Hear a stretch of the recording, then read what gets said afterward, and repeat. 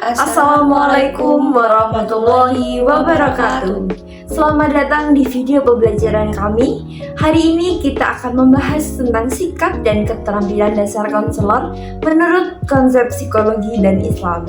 Topik ini penting untuk dipahami, khususnya bagi calon konselor yang ingin memberikan layanan yang bukan hanya profesional, tetapi juga bermakna secara spiritual.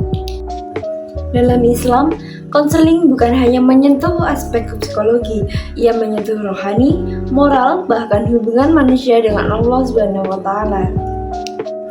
Di era modern yang serba cepat ini, tekanan hidup dan tantangan mental semakin kompleks.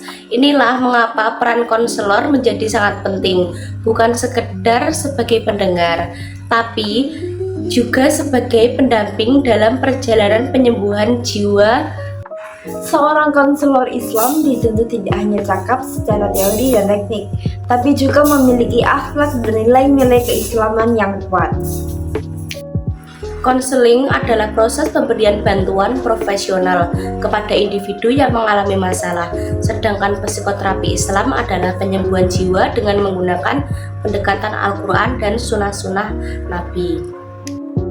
Nah, mari kita bahas sikap dasar yang harus dimiliki seorang konselor Islam. Sebagai konselor harus menjadi pribadi yang bertanggung jawab secara profesional dan spiritual. Konselor adalah teladan dalam berkata, bersikap, dan bertindak. Lalu bagaimana dengan keterampilan dasarnya? Yang pertama adalah komitmen profesional. Seorang konselor harus terus belajar, sadar akan kekurangan diri, dan terbuka terhadap masukan dari rekan seprofesionalnya. Yang kedua adalah menjaga objektivitas.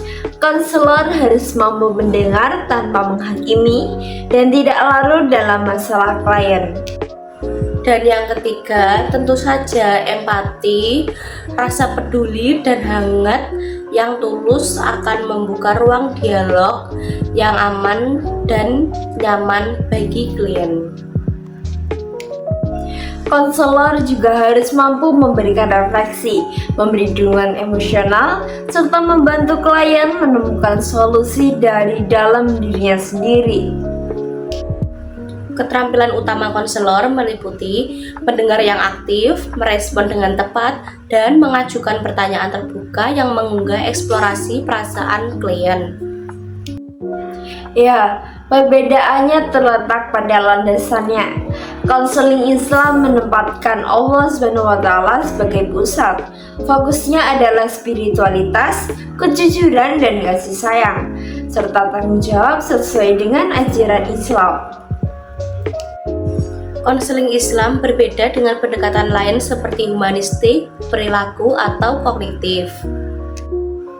Praktik doa dan zikir bukan sekedar pelengkap, tapi bagian penting dari proses penyembuhan jiwa dalam Islam. Nilai-nilai Islam seperti tauhid, akhlak, sabar, dan syukur menjadi kekuatan dalam proses konseling. Dengan sikap dan keterampilan yang tepat, ia membantu klien menemukan makna hidup dan meraih kesejahteraan lahir dan batin. Sebagai penutup, konselor dalam Islam bukan hanya pembimbing masalah mental, tapi juga pendamping spiritual klien. Dengan sikap dan keterampilan yang tepat, ia membantu klien menemukan makna hidup dan meraih kesejahteraan.